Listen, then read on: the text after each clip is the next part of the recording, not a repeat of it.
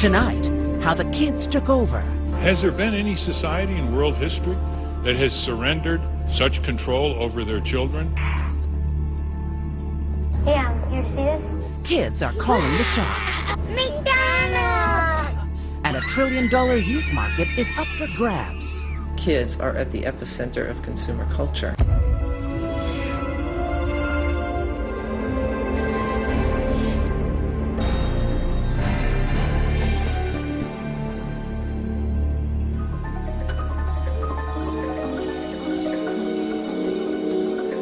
Congratulations, it's a customer and a very new member of a purchasing elite. He doesn't know it yet, but he's the corporate world's new darling and soon to become a target for everything with a price tag in a carnival of branded enchantments.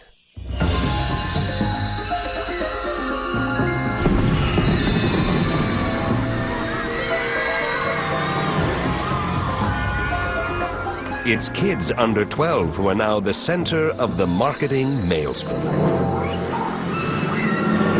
Comparing the marketing of yesteryear to the marketing of today is like comparing a BB gun to a smart bomb.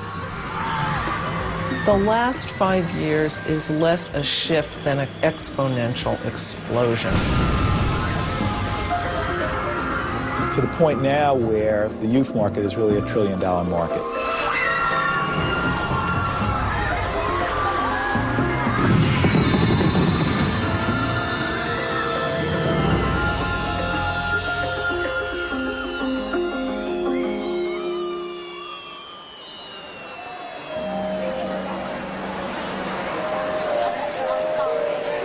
July 15th, 2005, 3 hours before midnight outside of Scholastic headquarters. Look at this! The U.S. publisher for Harry Potter.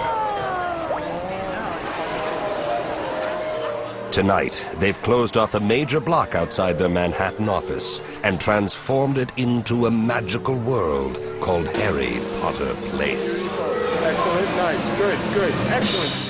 Harry Potter is more than a book. It's a brand, and this is one of the world's great brand events. Hi guys, how are you? Hi. Are you staying up till midnight tonight? Yeah, very nice. It's a marketing supernova now worth billions of dollars, all because kids decided the story of the wizard was a winner. Kids have turned on their grandparents. They've turned on their aunts and uncles. But we never, ever could imagine the phenomenon we're experiencing tonight. 6, 7, 6, 5, 4, 3,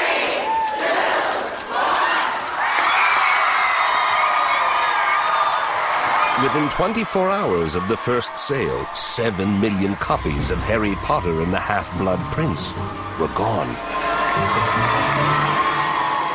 The barnstorm book selling was just the beginning. It's being followed by multi-million-dollar franchise deals and blockbuster movies. Selling to kids is not magic. It's big business. Kids directly spend about $200 billion. They directly influence another $300 billion. Indirect influence that kids have today is in the area of another $500 billion. And that indirect influence goes for things like technology and the family vacation and the family car.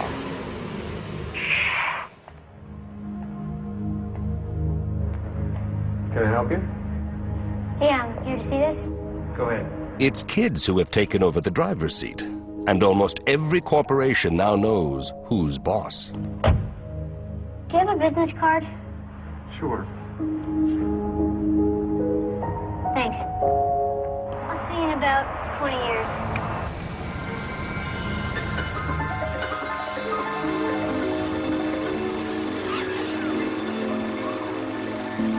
The hyper-consumerism of today's kids had its humble beginnings at the turn of the 20th century, when a new, romantic idea of childhood emerged.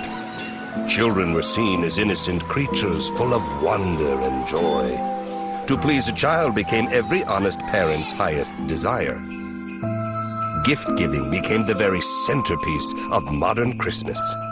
Kids had a once-a-year wish list, and marketers a once-a-year opportunity. That was all about to change. Say, kids, what time is it?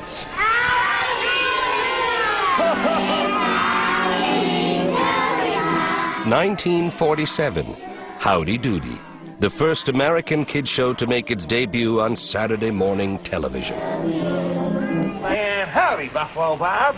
Well, howdy, Mr. Doody. And boys and girls at home and kids in the gallery, let's go. Saturday morning would soon belong to kids.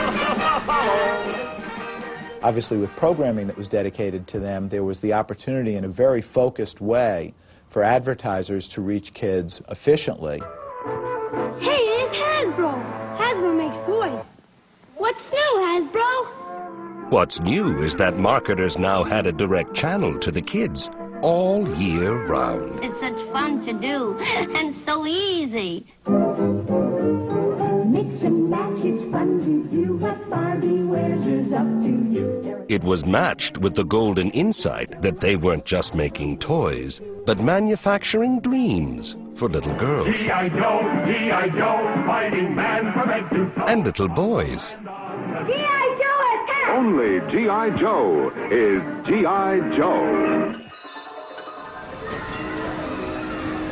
Children were transported into a world of product-generated fantasies. But in the early days of television, the ride was slow. After all, only cash could speed the carnival, and the wallet was still in the pocket of father in a world where everyone made room for daddy. Good morning, Daddy. Morning, Daddy. All right, what does everybody want? The marketers could only break through when kids had a real place at the table. Honey, all he wants is a quarter. Said no. That ends the episode. You understand? And that wouldn't happen for another 20 years. What we see in the late 60s and early 70s is the start of a more inclusive family. And parents at this time wanted to find a different way of parenting. Look at me! Now, kids were both seen and heard. Look at me! This program is called Look at Me because that's what kids most want their parents to do. Look at me! The 70s saw an explosion of parenting shows with a brand new message. I am part of a family. My family is part of me. Grandma and Grandpa, maybe babies too. And don't forget, there's always you. Marketing starts looking at them in the role of the marketing mix and how they can maximize that for competitive advantage. Have it your way, have it your way, have it your way at Burger King. Marketers seized the opportunity and reflected back a world that was becoming more kid-centered. Kid stuff, marbles, Dressing up, skateboards, hostess. They gave kids a starring role in these ads, as adults fell to the sidelines. Carmel, $100,000 bar, chewy chew. Marketers were catching on that kids were becoming influential at a time when consumer culture was moving into high gear. $1,000 bar. Marketers, the consumer culture, everything is fast-forwarding. More choices are being offered, more television shows are becoming available, more kids are watching TV for longer hours. Like, everything is just moving at a faster pace and accelerating and building on that. 20th Century Fox and George Lucas now bring you Star Wars. 1977. The launch of Star Wars was an explosive advance in kids' consumerism. It's a spectacle, light years ahead of its time. The makers of Star Wars took a chance to go where no kid marketer had ever gone before. Well, the Star Wars phenomenon was a George Lucas gamble that the merchandise from Star Wars was going to be as enriching for him as the movie itself. Now, the Earthlings at Kenner have asked my associate and me to present the Star Wars collection. The gamble paid off. The movie broke box office records, grossing $307 million. But the toys and games were the real moneymakers, earning double. These and other toys and games in Kenner's Star Wars collection are sold separately. May the Force be with you and your children. And this idea that a movie could create a property and could create a storyline from which all of the merchandise across a number of different categories would appeal to kids was really the beginning of a new movement.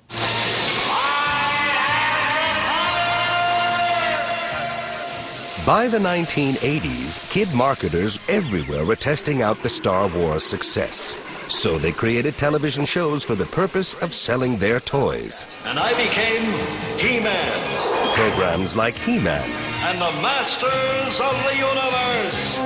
Smile a sunny morning, and Strawberry Shortcake. sunny all the way. Something new is dawning. Bet it's called today. In marketing lingo, they were known as program-length commercials. And they worked. Sunny is in style, even if Kids now had a wish list longer than ever, with an 80s parent more willing than ever to indulge. give the sun a hand. We have less time, and we start trading things for our time because we're time pressured and we're time poor.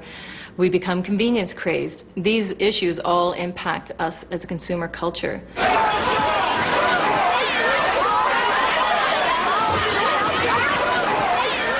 A full-grown woman taking a doll out of a child's hand? The Cabbage Patch craze of 1984 became the symbol of kids' newfound consumer influence. I got pushed up against that glass. I was afraid to get pushed through it. High divorce rates, working moms, and long hours at the office created a new kind of parent, one willing to risk their lives for a dumpy doll. Anything to please and appease their child. It's crazy in there, yeah. They trampled everybody.